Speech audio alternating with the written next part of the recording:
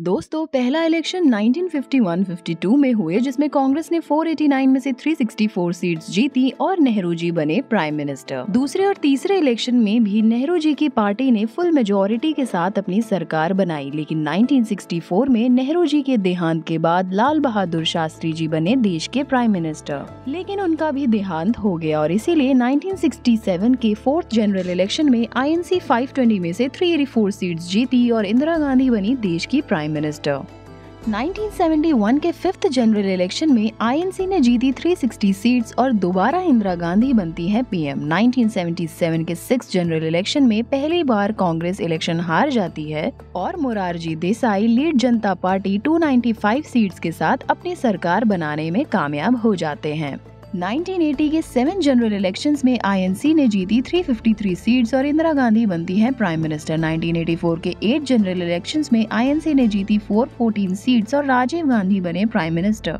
1989 के 9 general election में although Congress 195 seats के साथ सबसे बड़ी पार्टी साबित होती है, लेकिन 142 सीट्स के साथ जनता दल, BJP और दूसरी पार्टी साथ मिलकर बना लेती हैं अपनी गवर्नमेंट और VP सिंह बनते हैं प्राइम मिनिस्टर। लेकिन जल्द ही ये सरकार गिर जाती है और 1991 में 10 जनरल इलेक्शंस बुलाए जाते हैं जिसमें कांग्रेस जीतती है 250 सीट्स जीत और PV नरसिम्हा राव बनते हैं देश के प्राइम मिनिस्टर। 1996 के 11 जनरल इलेक्शंस में BJP लार्जेस्ट पार्टी साबित होती है और 161 सीट्स जीतते हुए अटल बिहारी वाजपेयी बनते हैं देश के प्राइम मिनिस्टर। लेकिन 13 दिन में ही जनता दल यूनाइटेड कोलिशन बनाकर HD देवेगौड़ा को प्राइम मिनिस्टर बना देती है और उसके बाद IK गुजराल प्राइम मिनिस्टर बनते हैं। 1998 में होते हैं 12th जनरल इलेक्शंस जिसमें दोबारा 182 सीट्स के साथ BJP लार्जेस्ट पार्टी साबित होती है, लेकिन इस बार भी अटल जी सिर्फ 13 महीनों के लिए ही प्राइम मिनिस्टर बन पाते हैं और 1999 में 13 जनरल इलेक्शंस में फिर से BJP 182 सीट्स जीतती है, लेकिन इस बार BJP की पार्टनर पार्टीज यानी कि NDA alliance in total 270 seats जीतती है,